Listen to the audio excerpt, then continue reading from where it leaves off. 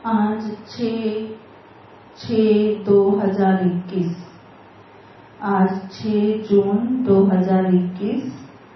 आज अव्यक्त बाप दादा के रिवाइज महावाक्य हैं 14/1/88। 14 जनवरी 88 की मुरली, अव्यक्त मुरली है बाबा की, जो रिवाइज हो रही है। मुरली का हेडिंग है उदासी आने का कारण छोटी मोटी अवज्ञाएं।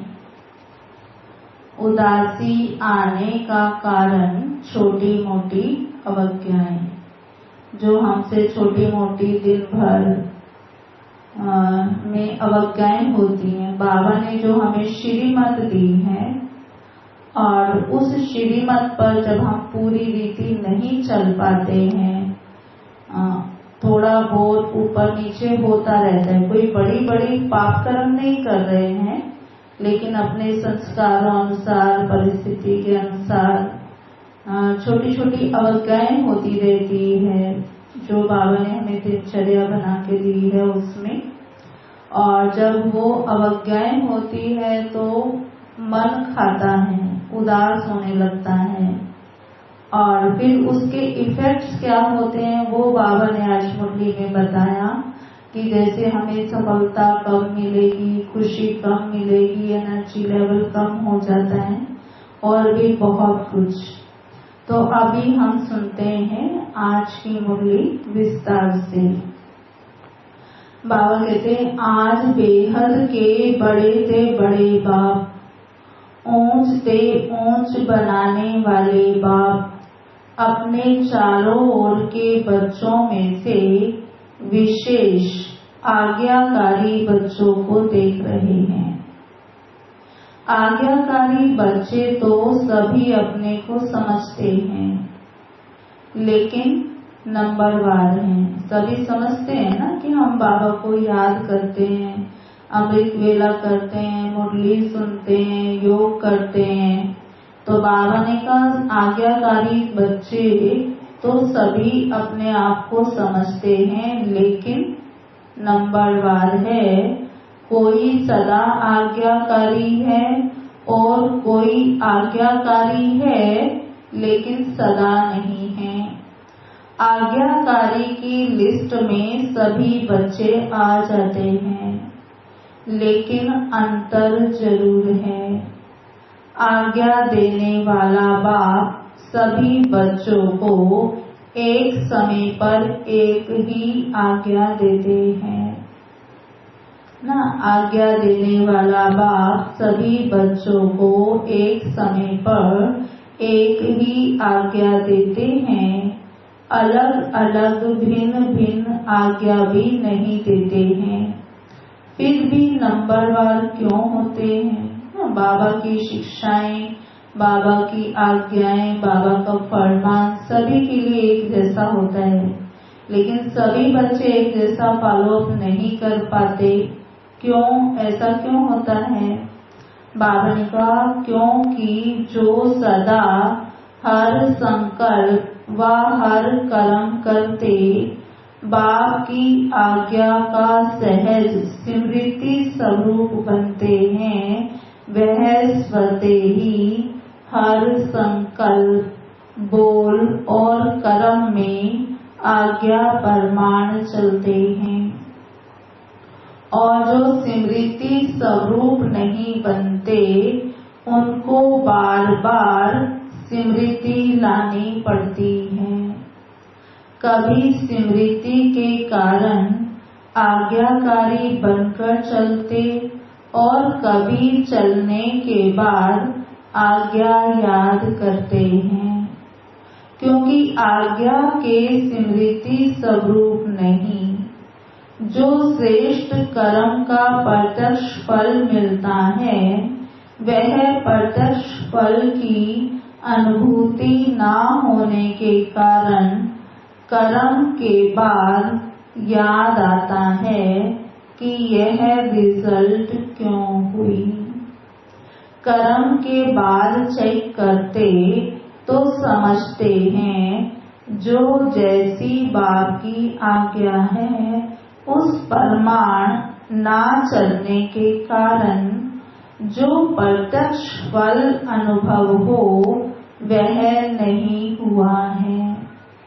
इसको कहते हैं आज्ञा के स्मृति स्वरूप नहीं है, लेकिन कर्म के फल को देखकर स्मृति आई।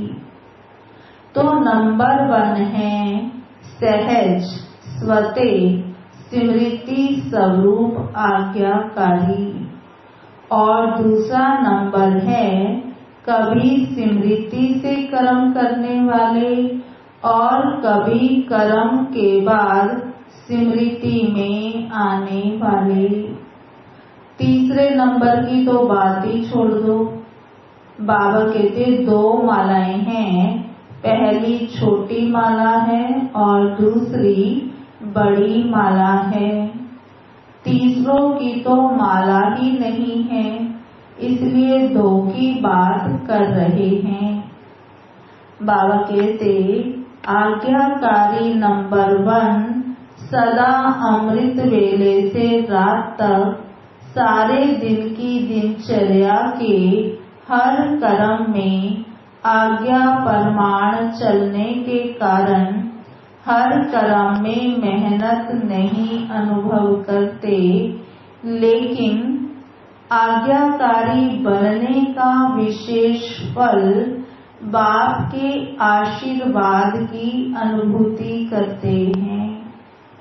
क्योंकि आज्ञाकारी बच्चे के ऊपर हर कदम में बाप दादा के दिल की दुआएं साथ हैं, इसलिए दिल की दुआओं के कारण हर कर्म फलदायी होता है।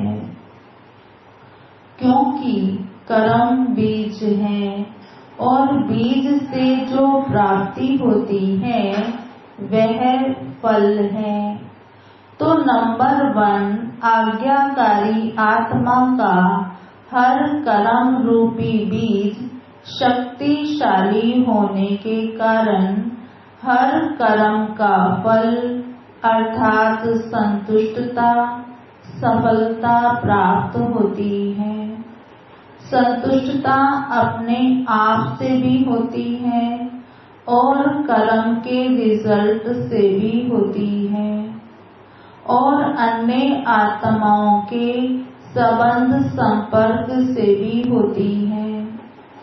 नंबर 1 आज्ञाकारी आत्माओं के तीनों ही प्रकार की संतुष्टता स्वतः और सदा अनुभव होती है। कई बार कई बच्चे अपने कर्म से स्वयं संतुष्ट होते हैं कि मैंने बहुत अच्छा विधि पूर्वक कर्म किया, लेकिन कहाँ सफलता रूपी फल जितना स्वयं समझते हैं उतना दिखाई नहीं देता, और कहाँ फिर स्वयं भी संतुष्ट फल में भी संतुष्ट, लेकिन संबंध संपर्क में संतुष्टता नहीं होती है। तो इसको नंबर 1 आज्ञाकारी नहीं कहेंगे। नंबर 1 आज्ञाकारी तीनों ही बातों में संतुष्टता अनुभव करेगा। बाबा कहते वर्तमान समय के प्रमाण कई श्रेष्ठ आज्ञाकारी बच्चों द्वारा कभी कभी कोई आत्माएं अपने को असंतुष्ट भी अनुभव करती हैं। आप सोचेंगे ऐसा तो कोई नहीं है जिससे सभी संतुष्ट हों, कोई न कोई असंतुष्ट हो भी जाते हैं, लेकिन वह कई कारण होते हैं। अपने कारण को ना जानने के कारण मिसअंडरस्टैंड या गलतफहमी कर देते हैं। दूसरी बात, अपनी बुद्धि प्रमाण बड़ों से चाहना इच्छा ज्यादा रखते हैं और वह इच्छा जब पूर्ण नहीं होती तो असंतुष्ट हो जाते हैं। तीसरी बात, कई आत्माओं के पिछले स्वभाव संस्कार और हिसाब किताब के कारण भी जो संतुष्ट होना चाहिए वह नहीं होते हैं। इस कारण नंबर 1 आज्ञाकारी आत्मा का व श्रेष्ठ आत्माओं द्वारा संतुष्टता न मिलने का कारण होता नहीं है, लेकिन अपने कारणों से असंतुष्ट रह जाते हैं। इसलिए कहाँ कहाँ दिखाई देता है कि हर एक से कोई असंतुष्ट है, लेकिन उसमें भी मेजॉरिटी 95% के करीब संतुष्ट होंगे। 5% असंतुष्ट दिखाई देते हैं।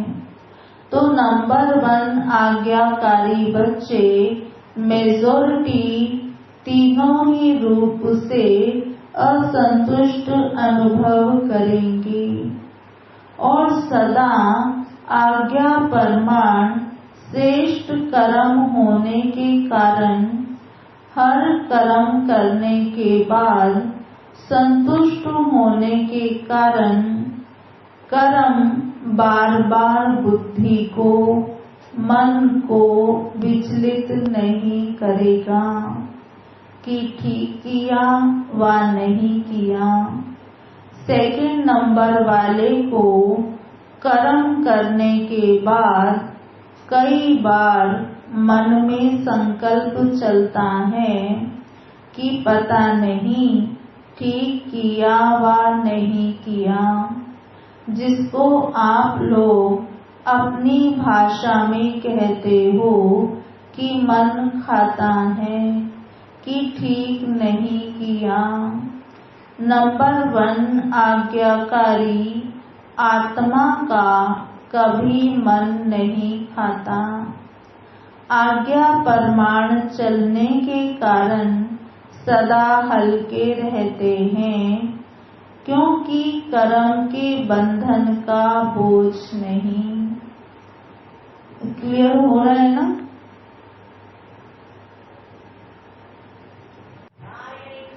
तो बाबा कहते पहले भी सुनाया था कि एक है कर्म के संबंध में आना और दूसरा है कर्म बंधन वश कर्म करना।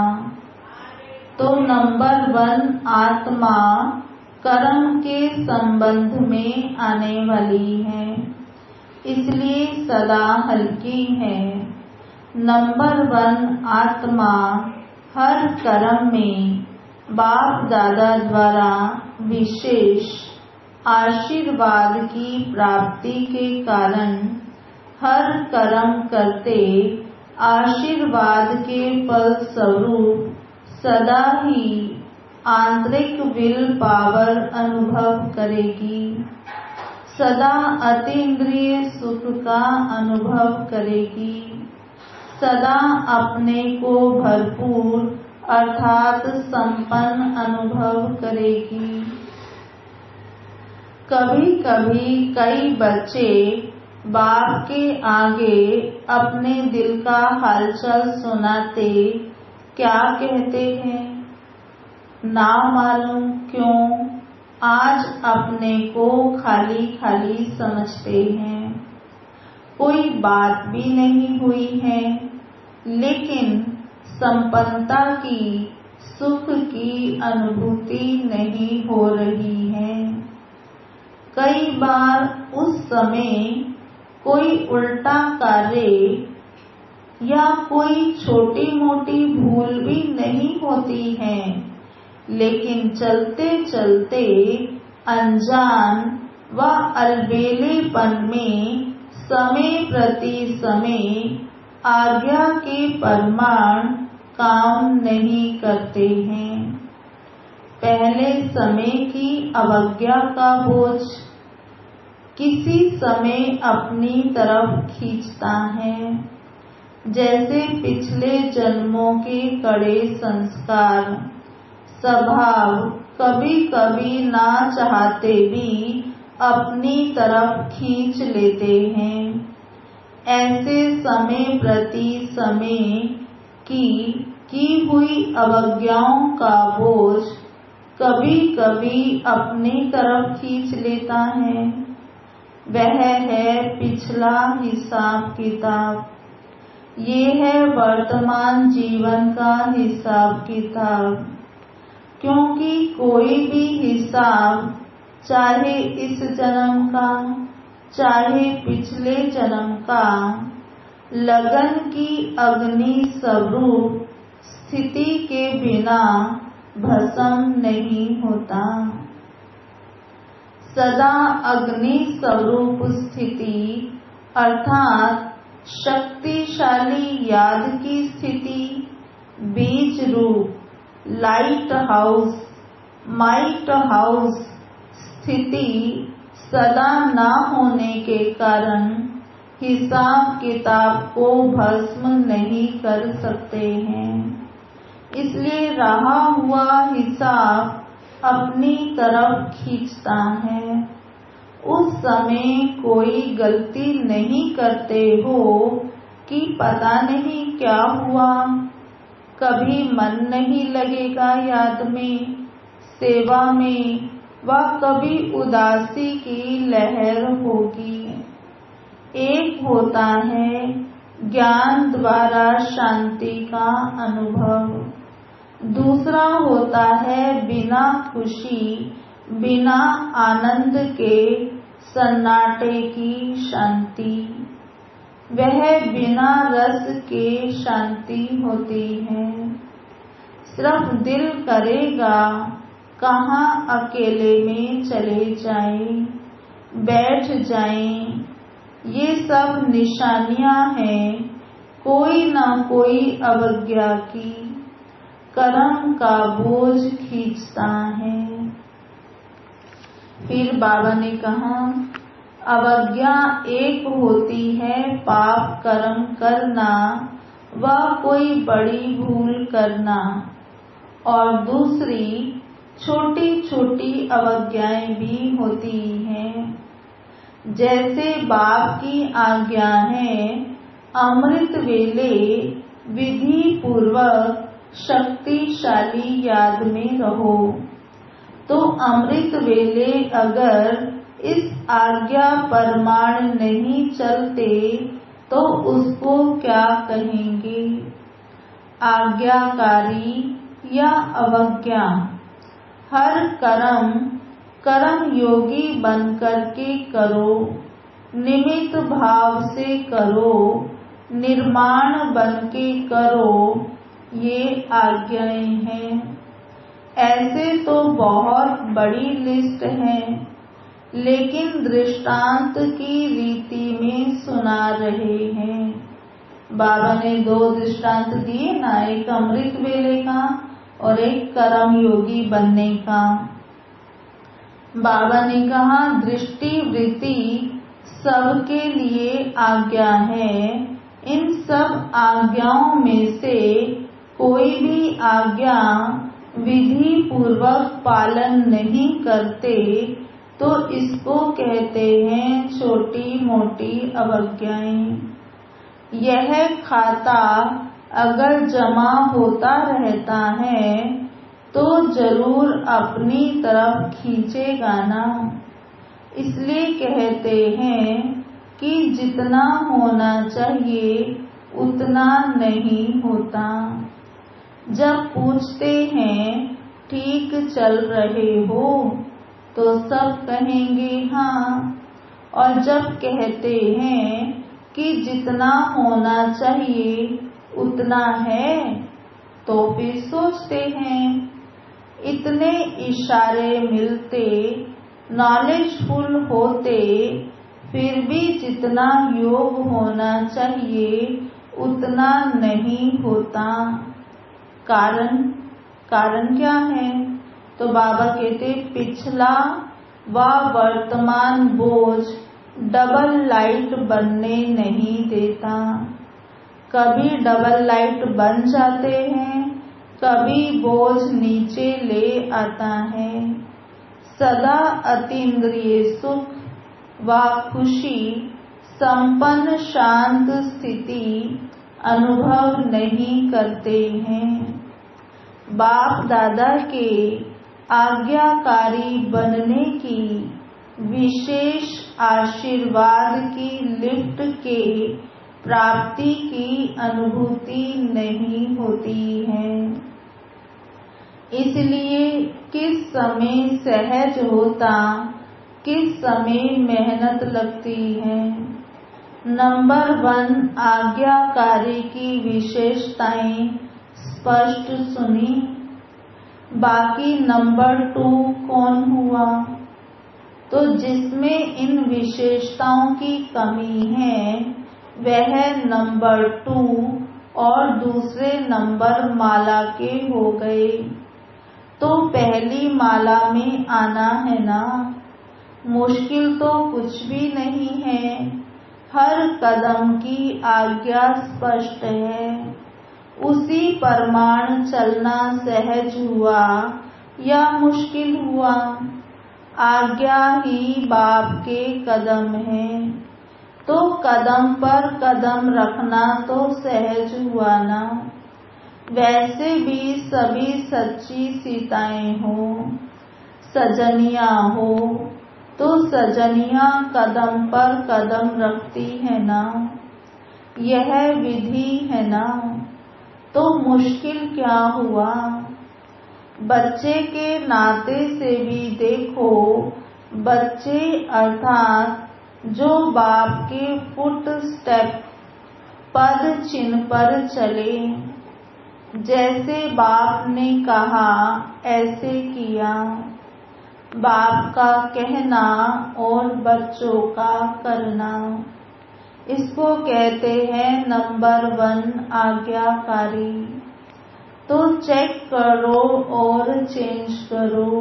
अच्छा, चारों ओर के सर्व आज्ञाकारी श्रेष्ठ आत्माओं को सदा बाप द्वारा प्राप्त हुई आशीर्वाद की अनुभूति करने वाली विशेष आत्माओं को सदा हर कर्म में संतुष्टता सफलता प्राप्त करने वाली महान आत्माओं को सदा कदम पर कदम रखने वाली आज्ञाकारी बच्चों को बाप दादा का याद प्यार नमस्ते। हम रूहानी बच्चों की रूहानी बाप दादा को याद प्यार गुड मॉर्निंग नमस्ते नमस्ते नमस्ते। सदा रहेंगे हंसते, बनेंगे फरिश्ते, चलेंगे परम धाम के सीधे रास्ते। अब पार्टियों से अव्यक्त बाप दादा की मधुर मुलाकात। बाबा के सामने बहुत सारे भाई बहन आए हैं, हर एक स्टेट से अलग अलग, तो बाबा उनसे अलग अलग मिलते हैं। तो पहला पॉइंट है इसमें, बाबा कहते सदा अपने को रूहानी यात्री समझते हो, यात्रा करते क्या याद रहेगा। जहाँ जाना है वही याद रहेगा ना। अगर और कोई बात याद आती है तो उसको भुलाते हैं। अगर कोई देवी की यात्रा पर जाएंगे, कोई वैष्णो देवी जाते हैं तो क्या बोलते हैं, जय माता की, जय माता दी, ऐसे कहते जाएंगे ना। अगर कोई और बात याद आएगी तो अच्छा नहीं समझते हैं। एक दो को भी याद दिलाएंगे जय माता याद करो। घर को व बच्चों को याद नहीं करो, माता को याद करो। ऐसा होता है ना, जो वैष्णो देवी गए हैं उनको पता है। तो रूहानी यात्रियों को सदा क्या याद रहता है? बाबा अब हमसे पूछ रहे हैं कि हम भी रूहानी यात्री हैं, हमको सदा क्या याद रहता है? अपना घर परम धाम याद रहता है ना, वहाँ ही जाना है। तो अपना घर, अपना राज्य, स्वर्ग दोनों याद रहता है या और बातें भी याद रहती हैं? बाबा ने क्वेश्चन मार्क लगाया। बाबा कहते पुरानी दुनिया तो याद नहीं आती है ना। ऐसे नहीं, यहाँ रहते हैं तो याद आ जाती है। पुरानी दुनिया में रहते हैं तो पुरानी दुनिया याद आ जाती है। बाबा कहते रहते हुए भी न्यारे रहना, क्योंकि जितना न्यारे रहेंगे उतना ही बाप से जितना न्यारे उतना ही प्यार से बाप को याद कर सकेंगे। तो चेक करो, पुरानी दुनिया में रहते पुरानी दुनिया में फंस तो नहीं जाते हैं। कमल पुष्प कीचड़ में रहता है, लेकिन कीचड़ से न्यारा रहता है तो सेवा के लिए रहना पड़ता है। सुना, फैमिली में रहते हैं तो किस लिए? तो कहेंगे सेवा के लिए, मोह के कारण नहीं। तो माताओं को मोह तो नहीं है। अगर थोड़ा दोतरे पोतरे को कुछ हो जाए फिर मोह होगा। अगर वह थोड़ा रोए तो आपका मन भी थोड़ा रोएगा, क्योंकि जहाँ मोह होता है तो दूसरे का दुख भी अपना दुख लगता है। ऐसे नहीं, उसको बुखार हो और आपको भी मन का बुखार हो जाए। मोह खींचता है ना, पेपर तो आते हैं ना। कभी पोतरा बीमार होगा, कभी धोतरा, कभी धन की समस्या आएगी, कभी अपनी बीमारी की समस्या आएगी। यह तो होगा ही, लेकिन सदा न्यारे रहे, मोह में ना आए, ऐसे निर्मोही हो।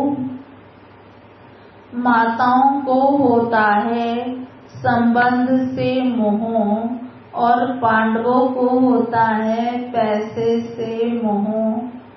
पैसा कमाने में बाबा की याद भी भूल जाएगी।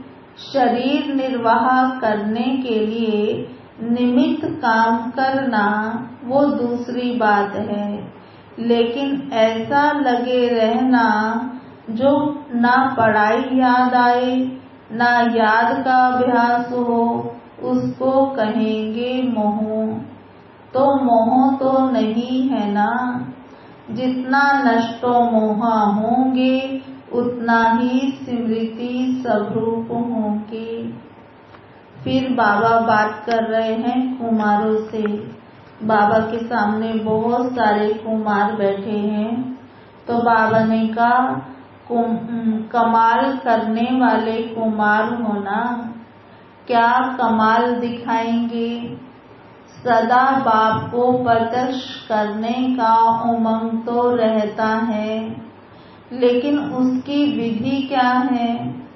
आजकल तो यूथ की तरफ सबकी नजर है। रूहानी यूथ अपने मनसा शक्ति से, बोल से, चलन से ऐसे शांति की शक्ति अनुभव कराए जो वह समझे कि यह शांति की शक्ति से क्रांति करने वाले हैं। जैसे जिस्मानी यूथ की चलन और चेहरे से जोश दिखाई देता है ना, देख कर ही पता चलता है कि यह यूथ है। ऐसे आपके चेहरे और चलन से शांति की अनुभूति हो, इसको कहते हैं कमाल करना। हर एक की वृत्ति से वाइब्रेशन आए, जैसे उन्हों के चलन से चेहरे से वाइब्रेशन आता है कि यह हिंसक वृत्ति वाले हैं, ऐसे आपके वाइब्रेशन से शांति की किरणें अनुभव हों।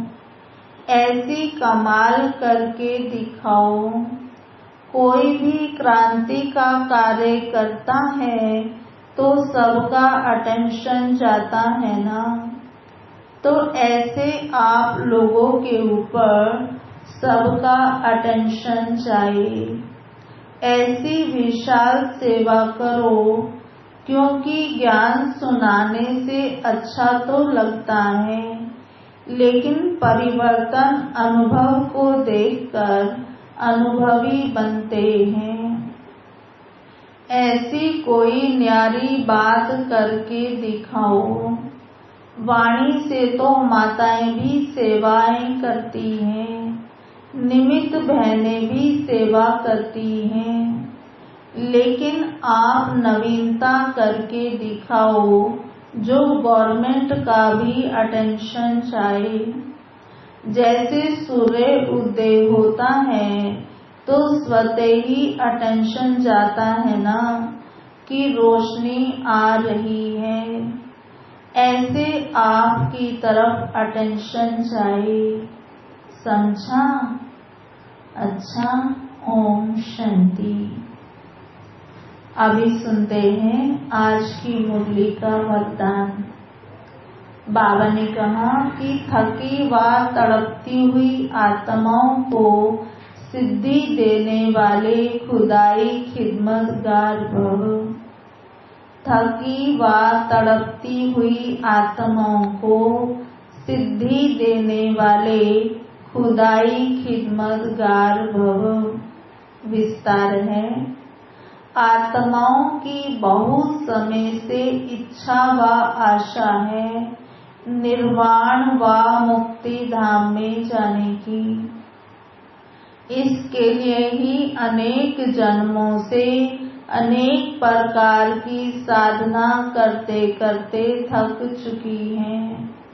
अपनी हर एक सिद्धि चाहते हैं ना,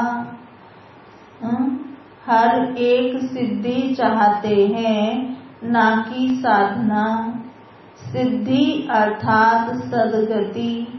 तो ऐसी तड़पती हुई थकी हुई प्यासी आत्माओं की प्यास बुझाने के लिए आप श्रेष्ठ आत्माएं अपने साइलेंस की शक्ति व सर्व शक्तियों से 1 सेकंड में सिद्धि, तब कहेंगे खुदाई खिदमतगार। आज का स्लोगन, कमजोर संस्कार ही माया के आने का चोर गेट है, अब यह गेट बंद करो। कमजोर संस्कार ही माया के आने का चोर गेट है, अब यह गेट बंद करो। कमजोर संस्कार, जैसे घर का दरवाजा कमजोर हो, ताला कमजोर हो तो चोर आ सकता है ना। ऐसे ही हमारे अंदर जो भी वीकनेसेस हैं, कमजोरियां हैं, वही माया के आने का कारण भी बनती हैं। बाबा कहते अब इस गेट को बंद करो। अच्छा, ओम शांति। आज की मुरली के स्वमान। पहला, मैं आत्मा आज्ञाकारी हूँ। मैं आत्मा आज्ञाकारी हूँ। दूसरा स्वमान है, मैं आत्मा स्मृति स्वरूप हूँ। मैं आत्मा स्मृति स्वरूप हूँ। तीसरा स्वमान, मैं आत्मा बाप दादा के दिल की दुआएं प्राप्त करने वाली हूँ। मैं आत्मा बाप दादा के दिल की दुआएं प्राप्त करने वाली हूँ। चौथा स्वमान है, मैं संतुष्ट आत्मा हूँ। मैं संतुष्ट आत्मा हूँ। पांचवा स्वमान है, मैं आत्मा सफलता मूर्त हूँ। मैं आत्मा सफलता मूर्त हूँ। छठा स्वमान, मैं आत्मा बीज रूप लाइट हाउस माइट हाउस हूँ। मैं आत्मा बीज रूप लाइट हाउस माइट हाउस हूँ। सातवां स्वमान है, मैं आत्मा अतीन्द्रिय सुख खुशी शांत स्थिति का अनुभव करने वाली हूँ। मैं आत्मा अतीन्द्रिय सुख खुशी संपन्न शांत स्थिति का अनुभव करने वाली हूँ। और आठवां स्वमान है, मैं आत्मा बाबा के फुट स्टेप पर चलने वाली हूँ। मैं आत्मा बाबा के फुट स्टेप पर चलने वाली हूँ। और नौवां स्वमान है, मैं आत्मा रूहानी यात्री हूँ। मैं आत्मा रूहानी यात्री हूँ। और 10वां स्वमान है, मैं आत्मा शांत स्वरूप हूँ। मैं आत्मा शांत स्वरूप हूँ। 11वां स्वमान है, मैं आत्मा खुदाई खिदमतगार हूँ।